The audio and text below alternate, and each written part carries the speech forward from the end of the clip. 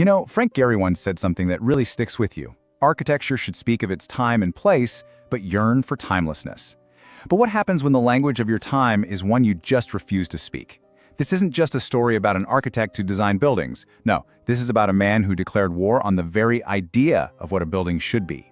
It's the story of how a systematic, full-on rebellion against the straight line completely changed modern architecture forever. So let's dive into how he did it. Okay, let's set the scene. The year is 1978. Frank Gehry, at this point, is a pretty obscure Canadian-American architect down in Southern California, and he's having this major crisis of identity. See, the world of serious architecture was dominated by this single rigid idea, the international style. Just think of those stark, severe glass and steel boxes. Order, stability, right angles. These weren't just style choices, they were the law. To be taken seriously, you built inside the box. That was the accepted language of modernity. Clean, rational, predictable. But Gehry, he felt completely trapped by it. He saw all this rigid geometry as a kind of lie, totally disconnected from the messy, dynamic, and honestly chaotic reality of modern life. I mean, this is a guy who switched from studying chemistry to architecture, always looking for a more truthful way to express structure. He was an artist at war with the box, and he was being suffocated by the very thing his profession demanded from him. So the real question is, how does a renegade like this end up building one of the most important structures of his time? Seriously, how does he go from being this fringe figure constantly fighting for money to a global icon whose work can literally change the entire fate of a city? Well, the answer is in this conscious, systematic rebellion that would eventually become what we're calling the Gehry Rule. And this whole story, it doesn't start with some huge commission. Nope. It starts with his own modest little house in the suburbs. So first, let's really understand the enemy here. This crisis wasn't just Gehry's personal problem. It was a crisis in how architecture itself was allowed to speak. He was rebelling against an entire philosophy that said beauty could only come from predictable, rational order. A philosophy that, in his eyes, had just sterilized the modern city. And this slide just lays out the clash perfectly. On one side, you've got the international style, order, stability, clean right angles, and these expensive, polished materials like steel and glass. It's all about control, right? Perfection. But on the other side, you've got Gehry's rebellion. He embraced everything that style rejected. Chaos, fragmentation, and these sculptural, almost living shapes. And his choice of materials? That tells you so much. Chain link, corrugated metal, raw plywood. These weren't just aesthetic choices. They came from his constant battle with economic reality. He had to use cheap, unconventional materials, and that, in turn, forced him to discover a whole new kind of beauty, an originality that was rooted in the everyday. Every rebellion needs a manifesto, right? A physical statement. And his came in 1978, with his own home in Santa Monica. He took this regular, pink suburban house and just systematically took it apart. He wrapped it in this chaotic new skin of corrugated metal, exposed timber, and chain link fence. It was shocking, it was controversial, and it was absolutely pivotal. His neighbors, well, they hated it.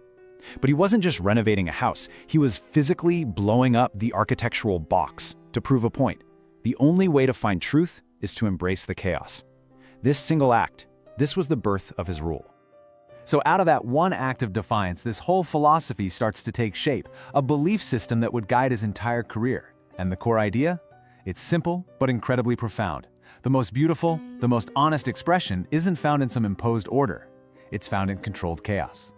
Let's look at how this defiance turned into a formal rule.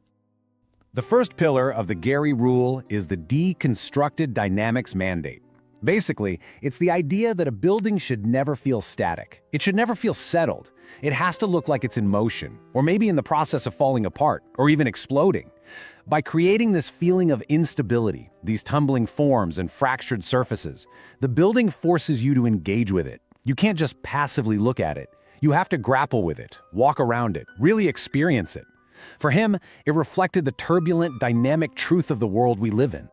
Now, this is crucial. Pillar number 2, the Sculptural Primacy Protocol. This might be his most radical idea of all. You see, traditionally architecture works like this. The engineers and the function create a box, and then the architect comes in to make the box look nice. Gehry flipped that completely on its head. He said no. The entire building is conceived as one massive, continuous sculpture first. The art comes first, period. And then the engineering team gets the huge task of figuring out how to make that sculpture stand up and function as a building. The engineering has to submit to the art, not the other way around. Okay, so you've got these wild sculptural ideas, but how on earth do you actually build them without bankrupting your client? The answer, funnily enough, came from the aerospace industry. This brings us to the Computational Necessity Doctrine, which refers to his groundbreaking use of a 3D software called CATIA. This program was originally designed by a French aircraft company to build fighter jets with unbelievable precision. Gehry's team took it and adapted it for architecture. And this software, this was the key. It let them take the most abstract, chaotic shapes from his models and translate them into measurable, precise, buildable plans that could be manufactured and put together flawlessly. It was the bridge from his imagination to our reality. So we've got the philosophy. But a philosophy is pretty useless without a process, right? Gehry developed a concrete method, a systematic way to channel all this madness and turn it into these architectural masterpieces. This is how he got from that initial spark of chaos to the finished creation. His system is this fascinating paradox. It all starts with step 1, the physical modeling protocol. His team would build dozens, sometimes hundreds of these rough physical models, but not with fancy architectural materials. They used crumpled paper, cardboard, scraps of wood, wire mesh, all this low-fidelity, chaotic stuff. The goal was to preserve the raw, spontaneous, almost accidental energy of that first idea. He believed the real truth of the form was found in that messy, creative burst. Then came step 2, the digital bridge. They'd take these messy physical models, scan them into the computer, and begin this relentless process of translating every single curve and fold into precise geometric data using CATIA.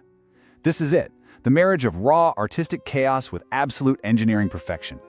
And it is so important to remember, this was not an easy path. The resistance he faced was immense. This quote just captures it perfectly. The greatest struggle was the battle against economic reality and skepticism. This forced him to be uncompromisingly original. Every challenge, every person who said that's impossible, every budget cut, it only fueled his innovation.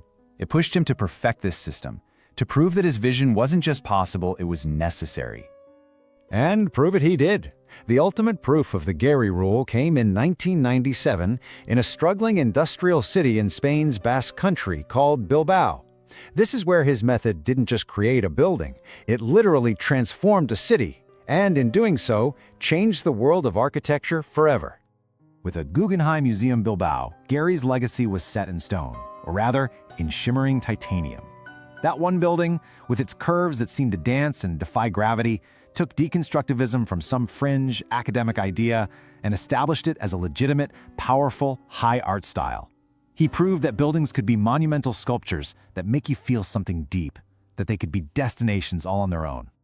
But the impact went way beyond art history. The term the Bilbao Effect was actually coined to describe the staggering economic and cultural revival the museum brought to that city. I mean, within just 3 years of opening, the museum had generated an estimated $500 million in economic activity. It single-handedly revived a region that was in decline. It proved his radical approach was an incredibly powerful engine for change. So the biggest takeaway from his entire career is this. His work was never random, not for a second. It was systematic chaos. By pairing that raw, sculptural energy from his models with the absolute pinpoint precision of advanced computer technology, he found the key. He proved that this combination is the true foundation for structural liberation, the freedom to build what was once only imaginable. Okay, now the lesson of Frank Gehry goes so much further than architecture. His rule, break the form, find the truth, is a powerful idea for anyone in any creative or professional field. So let's turn this lens on ourselves for a minute.